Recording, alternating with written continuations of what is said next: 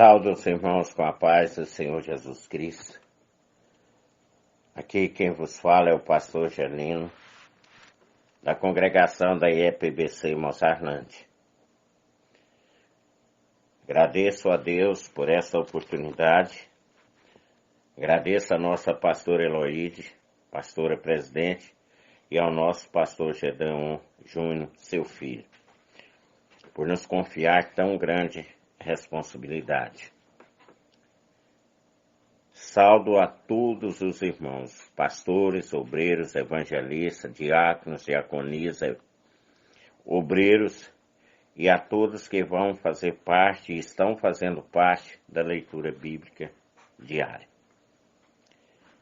Estaremos decorrendo o capítulo 3 do livro do Êxodo sobre Moisés e a sarça ardente. Apacentava Moisés o rebanho de Jetro, seu sogro, sacerdote de Midian, e levou o rebanho para trás do deserto e chegou a Horebe, o monte de Deus. Apareceu-lhe o anjo do Senhor numa chama de fogo, no meio da sarça. Moisés olhou e viu que a sarça ardia no fogo, mas a sarça não se consumia. Então disse consigo mesmo: agora me virarei para lá e verei essa estranha visão. E por que a sarça não se queima? Vendo o Senhor que se virava para ver, bradou Deus a ele do meio da sarça: Moisés, Moisés. Respondeu ele: eis-me aqui. Continuou Deus: não te chegues para cá. Tira a sandália dos teus pés, pois o lugar em que estás é terra santa. Disse mais: eu sou o Deus de teu pai, o Deus de Abraão, o Deus de Isaque e o Deus de Jacó. Moisés escondeu o rosto, porque temeu olhar para Deus. Amém? Irmãos, observando aqui, o desenrolar da leitura, nós vemos aqui a ação de Deus muito importante na vida de Moisés.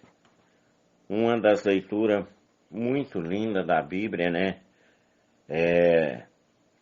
uma das partes muito bonita, essa parte de Êxodo aqui, e principalmente aqui, logo no início.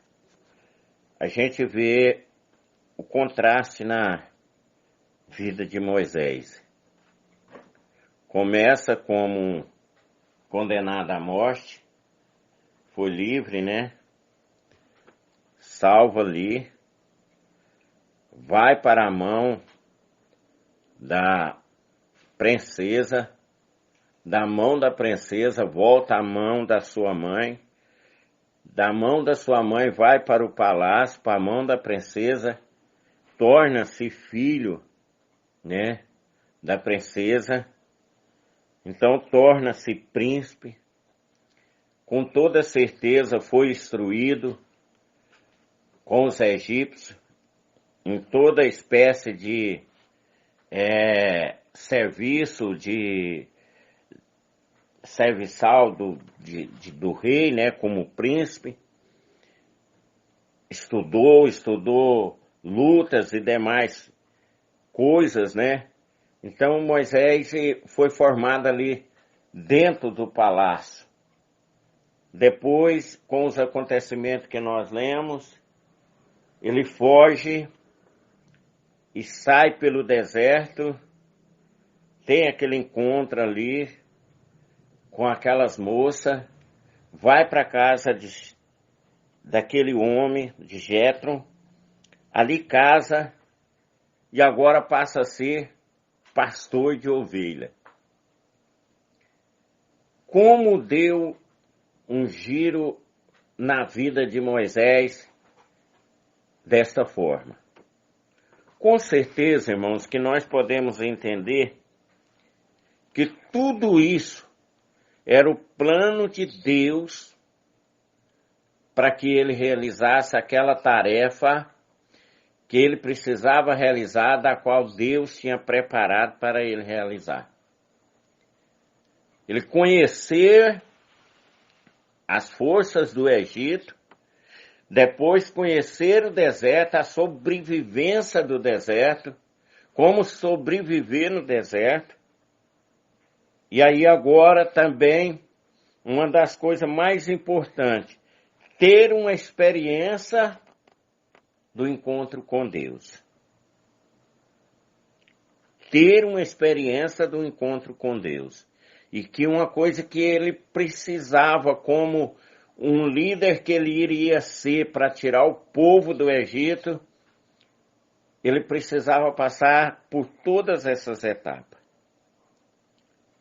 Continuando. Então disse o Senhor, de fato tenho visto a aflição do meu povo, que está no Egito, e tenho ouvido o seu clamor, por causa dos seus opressores, e conheço o seu sofrimento. Por isso desci para livrá-lo das mãos dos egípcios, e para fazê-lo subir daquela terra para uma terra boa e espaçosa, para uma terra que emana leite e mel, o lugar dos cananeus, do Eteu, do Amorreu, do Ferezeu, do Eveu e do Jebuseu. E agora, o clamor dos filhos de Israel chegou a mim, e também tenho visto a opressão com que os egípcios os oprimem. Vem agora, e eu te enviarei a Faraó, para que tires do Egito o meu povo, os filhos de Israel. Oh, glória a Deus. Aí agora, a gente começa a entender por que Moisés passou por tudo aquilo.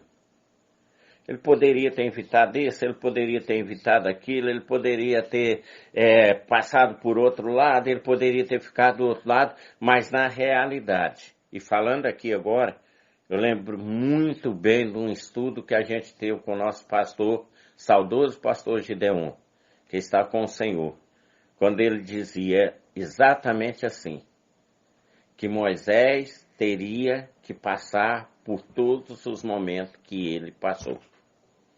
Sem sombra de dúvida. Não teria outro resultado se não fosse esse. Foi tudo providência divina, para que ele se tornasse o homem que ele se tornou. E agora aqui está no encontro com Deus, no ápice do encontro com Deus. Aqui chegou naquele ponto em que ele encontra com Deus, e aqui, com toda certeza, ele começa a entender por que ele chegou até ali. Deus conversa com ele, e é lógico, vai ser difícil, né?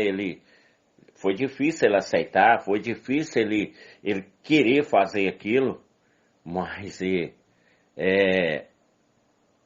era para aquilo. Ele era o homem preparado para aquilo.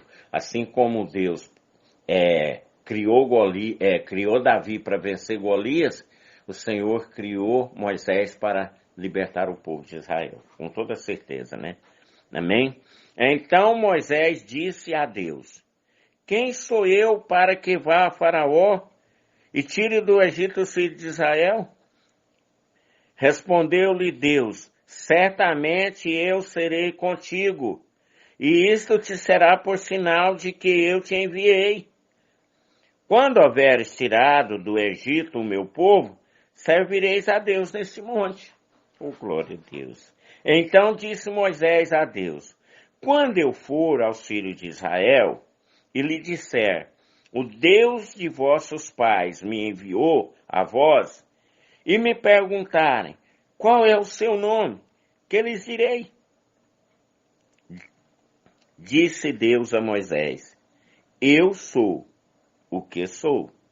Disse mais assim dirás aos filhos de Israel, eu sou, me enviou a vós. Disse Deus mais a Moisés, assim dirás aos filhos de Israel, o Senhor Deus de vossos pais, o Deus de Abraão, de Isaque e de Jacó,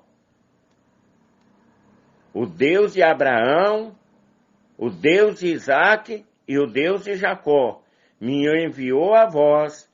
Este é o meu nome eternamente, e este será o meu memorial de geração em geração. Único Deus, Deus Santo, é o Deus deles.